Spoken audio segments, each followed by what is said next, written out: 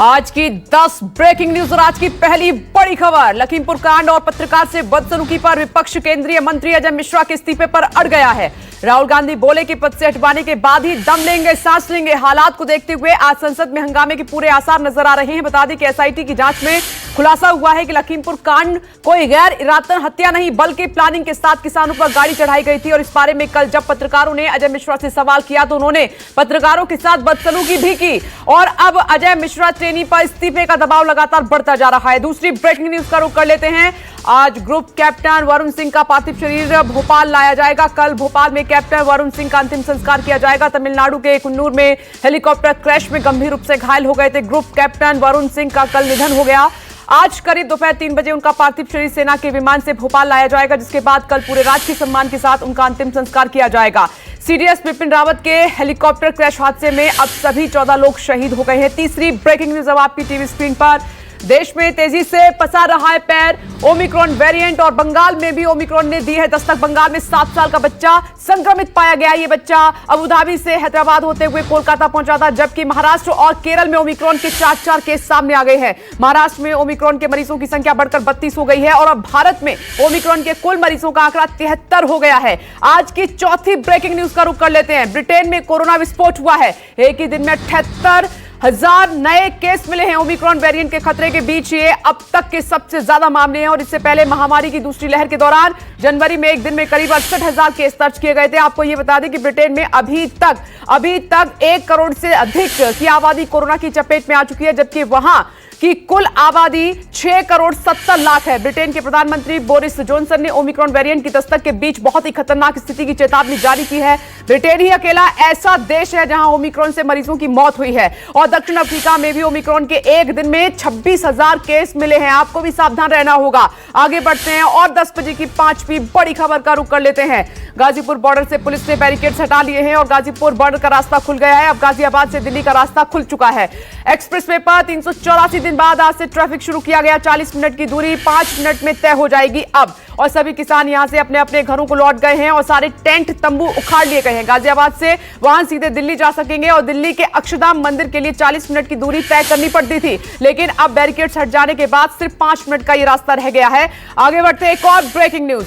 देश में लड़कियों की शादी की कानूनी उम्र बढ़ाने की दिशा में सरकार ने बड़ा फैसला लिया है। कैबिनेट की बैठक में मोदी सरकार ने महिलाओं की शादी की कानूनी उम्र बढ़ाकर 21 साल करने के प्रस्ताव को मंजूरी दे दी है और देश में पुरुषों की शादी की कानूनी उम्र 21 साल है। 1 साल पहले स्वतंत्रता दिवस के मौके पर संबोधन में प्रधानमंत्री नरेंद्र मोदी ने इस बारे में संकेत दिए थे। अब सरकार इस पर अमल करती हुई दिखाई दे रही है। अब सरकार इसे मूर्त रूप देने के लिए बाल विवाह निषेध कानून, स्पेशल मैरिज एक्ट और हिंदू मैरिज एक्ट में संशोधन करेगी। आगे बढ़ते हैं, 10 बजे की 7वीं ब्रेकिंग न्यूज का रुख कर लेते हैं।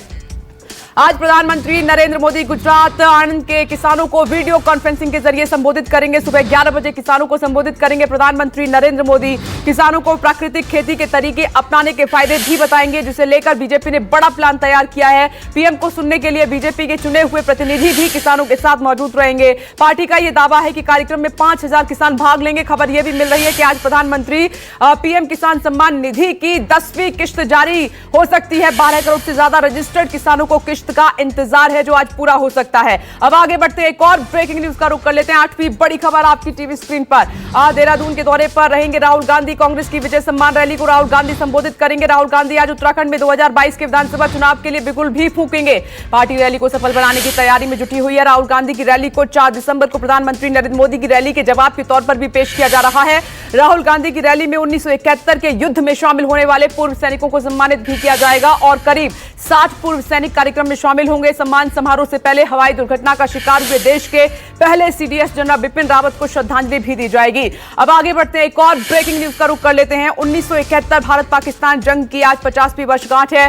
सुबह 10:30 बजे वॉर मेमोरियल जाएंगे प्रधानमंत्री नरेंद्र मोदी। वॉर मेमोरियल पर शहीद सैनिकों को श्रद्धांजलि देंगे प्रधानमंत्री। और साल 1971 में आज ही के दिन भारत ने आधिकारिक तौर से पाकिस्तान पर विजय की घोषणा की थी और इसीलिए हर साल 16 दिसंबर को विजय दिवस मनाया जाता है। रक्षा मंत्री राजनाथ सिंह ने स्वर्णिम विजय दिवस पर बहादुर सैनिकों के शौर्य को याद किया और 1971 युद्ध को भारतीय सेना के इतिहास का स्वर्णिम अध्याय भी बताया है। अब 10वीं ब्रेकिंग न्यूज का रुख कर लेते हैं। जम्मू कश्मीर से बड़ी खबर। जम्मू कश्मीर के कुलगाम जिले में जवानों को बड़ी कामयाबी हासिल हुई है और सुरक्षा बलों ने एनकाउंटर में 2 आतंकवादियों को ढेर कर दिया है। यह एनकाउंटर कुलगाम के रेडवानी इलाके में हुआ है। एनकाउंटर के बाद इलाके में सर्च ऑपरेशन चलाया जा रहा है। सुरक्षा बलों की कोशिश यह है कि जल्द से जल्द इलाके में छिपे हुए सभी आतंकियों को किसी भी हालत में पकड़ लिया जाए। जवानों को शक है कि इलाके में और भी आतंकी छिपे हो सकते हैं। तो यह है आज की 10 बजे की 10वीं ब्रेकिंग न्यूज।